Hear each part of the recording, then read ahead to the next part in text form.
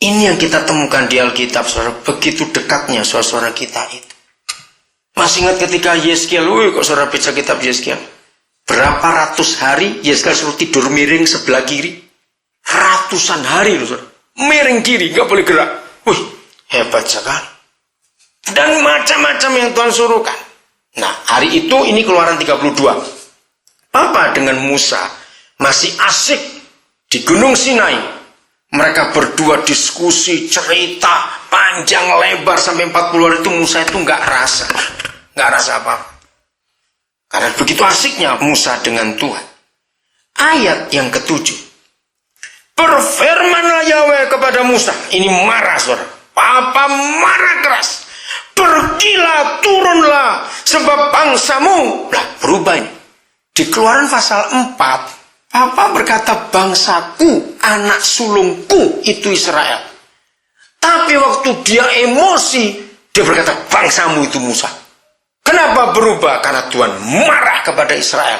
Masih ingat di pasal 32 kenapa Tuhan marah? Karena mereka buat patung anak sapi. Mungkin kalau patung sapi tua Tuhan masih agak mikir. Ini sapi kecil dijadikan Tuhan. Kurang ajar betul ini orang. Menghina Tuhan luar biasa. Turunlah, sebab bangsamu yang kau pimpin. Yang kau pimpin, tadinya aku yang pimpin. Sekarang berubah, yang kau pimpin keluar dari tanah Mesir telah rusak lakunya. Segera juga mereka menyimpang dari jalan yang kuperintahkan kepada mereka. Mereka telah membuat anak lembu yang dicor, dan kepadanya mereka sujud menyembah dan mempersembahkan korban sambil berkata, Israel, inilah Tuhanmu yang telah menuntun engkau keluar dari tanah Mesir. Marah besar Yahweh. Lagi firman Yahweh kepada Musa, telah kulihat bangsa ini, dan sesungguhnya mereka adalah suatu bangsa yang tegar tengkuk. Saudara lihat kalimat pertama ayat 10. Roh Kudus, engkau jamah kami untuk kami mengerti hati Bapa di surga. Oleh sebab itu, biarkanlah aku, supaya murkaku bangkit terhadap mereka, dan aku akan membinasakan mereka. Saya stop dulu sampai di situ. Perhatikan firman ini. Oleh sebab itu, biarkanlah aku Musa. Berarti Tuhan sedang apa kepada Musa? Minta izin. Masa Tuhan minta izin kepada manusia? Biarkanlah aku Musa. Saudara, tahun 80-an saya dapat rahasia ini. Saya terkagum-kagum. Tadi kita kepada Abraham kita lihat. Apa aja bisa punya rasa besenggi, rasa nggak enak. Kalau nggak ngomong kepada Abraham sahabat. Sekarang dalam badan dia emosi dan murka. Dia minta izin, saudara. Biarkanlah aku, supaya murkaku bangkit kepada mereka. Ini cuma contoh ayatnya, enggak ada. Kalau kita jadi Musa pasti berkata ini, jadilah kehendakmu Tuhan. Rohani bukan kedengarannya, jadilah kehendak. Tapi tidak, saudara. Terus Musa dapat privilege. Gak main-main loh privilege-nya, saudara. Saya kagum. Apa privilege yang Tuhan tawarkan kepada Musa? Kalau Musa izinkan, Tuhan turun tangan. Dan 3 juta lebih bangsa itu mati seketika. Musa berdosa atau tidak? Enggak. Loh, betul tidak? Bukan dia melakukan kok. Ini yang luar biasa. Kalau Musa berkata, lakukan apa yang kau mau, musnah Israel dari atas bumi, saudara. Lalu privilege-nya ini yang kita harus tahu, saudara. Saya itu kagum. Begini kata Yahweh. Kalimat terakhir ayat 10. Tetapi, kalau Musa berkata ya saja, silakan, atau kehendakmu jadilah. Lalu, Yahweh membinasakan mereka semua. Tetapi engkau, ini privilege yang sangat hebat. Tetapi engkau akan apa? Ayo baca, akan apa? Ku buat menjadi apa? Ayo baca. Bangsa yang besar. Maaf jangan tersinggung, tapi ini fakta. Untung Musa bukan orang Indonesia.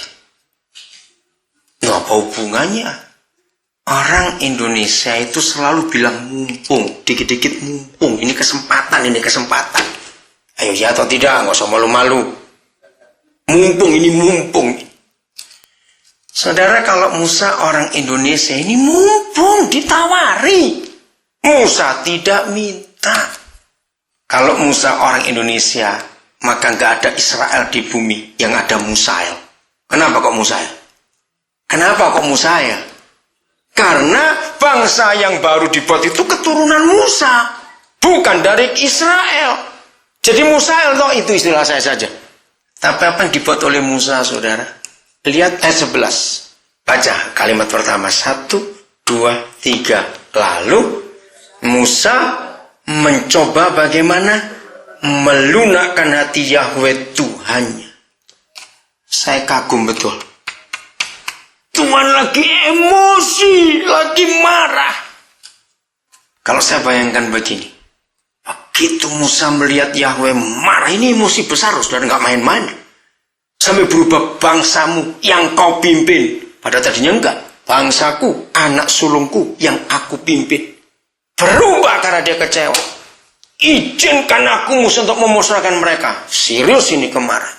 Bisa bayangkan, pasti mukanya Tuhan jadi merah sekali. Bisa bayangkan kira-kira aja begitu. Terus Musa dengan menepuk pundak. Sabar Tuhan, sabar.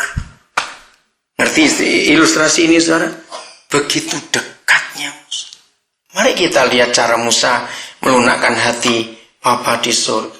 Dengan berkata, mengapakah Yahweh murkamu bangkit terhadap umatmu yang telah kau bawa keluar dari tanah Mesir dengan kekuatan yang besar dan dengan tangan yang kuat? Kenapa kau marah?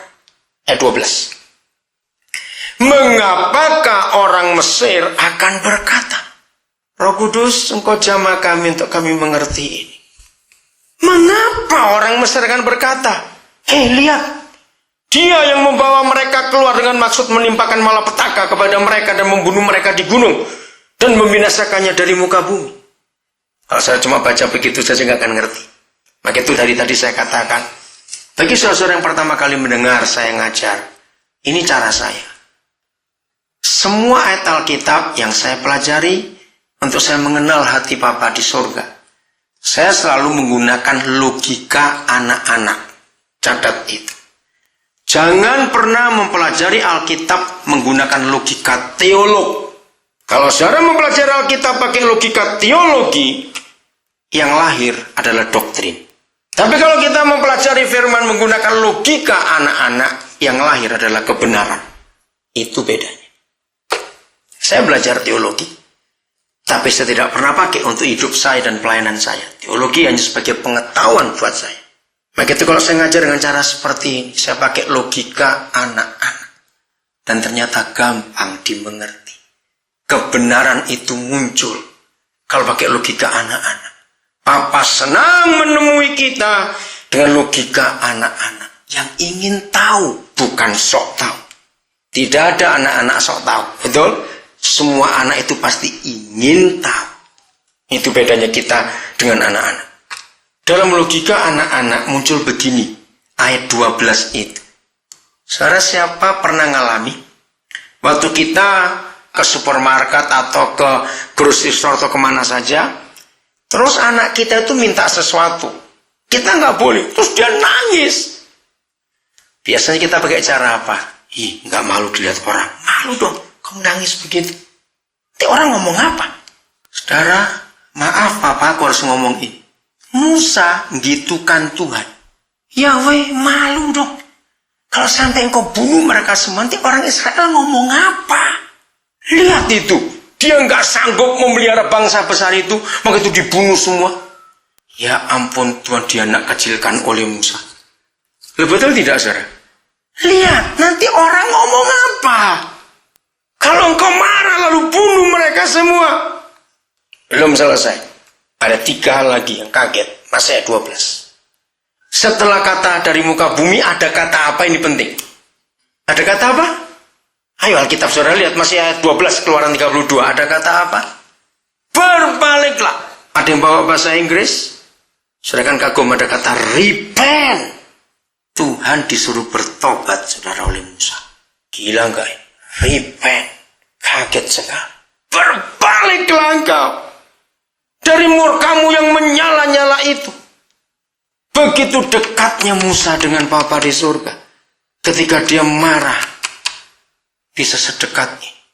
Belum selesai. Setelah berbaliklah dari murkamu yang menyala, Musa ngomong apa lagi?